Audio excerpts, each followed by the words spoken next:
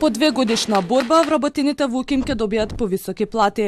Сојузот на синдикати на УКИМ со првиот човек на собранието подпишаа колективен договор за зголемување на платите на наставниот и ненаставниот кадар кој ќе започне да се применува во 2024 и 2025 година. Ова е историски чин затоа што за прв пат во историјата еден државен универзитет подпишува ваков колективен договор со собранието на Република Северна Македонија, со што конечно очекуваме и потврдуваме дека државата ќе го поддржи високото образование, а се во интерес на развој и напредок на државата, на образованието и на науката.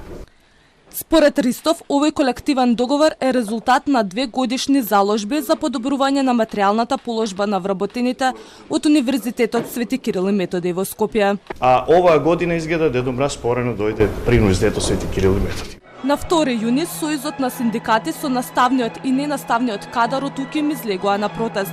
Побараа средба со премиерот Ковачевски и ја добија по 4 месеци, но останаа само на ветувања. Откако владата остана глува на нивните барања, на 2 овој месец синдикатот имаше средба и со првиот човек на собранието.